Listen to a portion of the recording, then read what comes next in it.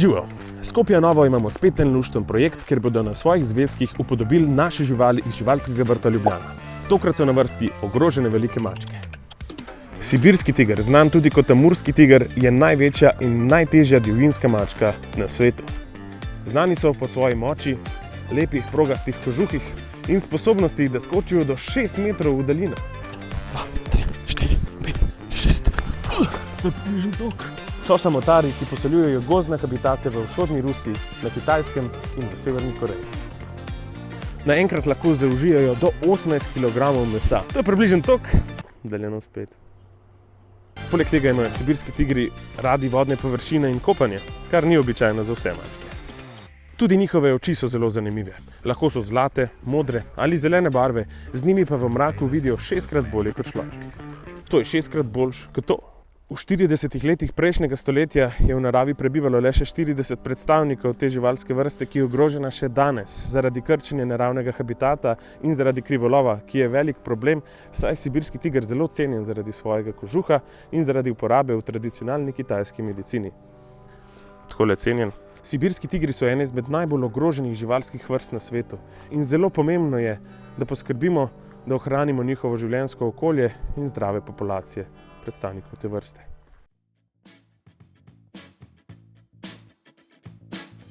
Azijski lev je ena izmed največjih zveri v Aziji, a je nekoliko manjši od svojega afriškega kolega. Tudi oni so znani po svoji moči in po lepi, dolgi, zlati grivi. Samci so samotarji, ki se z samicami družijo samo v času parjenja.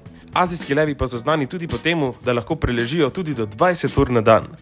Pazi, to so že profesionalne cifre, tako da kadarkoli boste to poskušali, se predtem posvetite prosim svojim zdravnikom ali farmacevtom. Odrasli levi nimajo plenilcev, vendar pa je ta vrsta zelo ogrožena zaradi krčenja habitata, krivolova in pa parjenja znotraj sorodstva.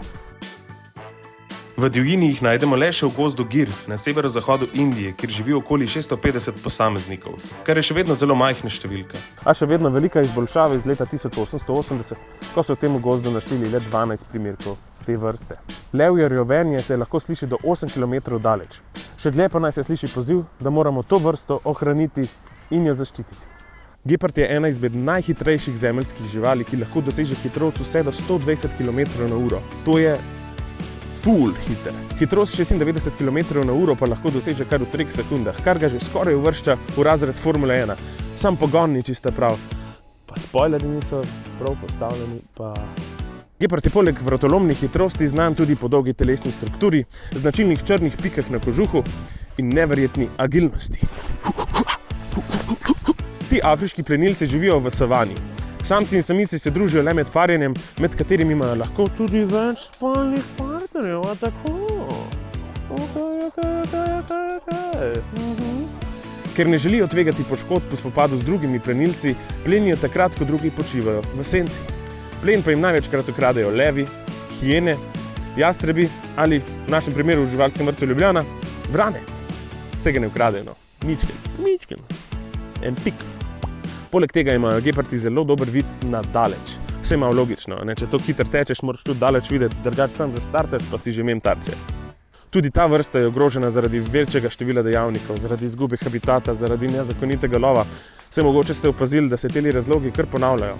Sej svetla stran tega je, da imamo škarje in platno v rokah mi, ljudje, in da lahko skupaj najdemo spremembe, ki bodo pomagale ohraniti ta naraven zaklad. Uživajmo v naravi, spoštujmo njo in vse njene prebivalce in jo ohranimo tudi za prihodnje rodove. Vmes se pa imejmo tudi zelo dobro. 7, 8, 9.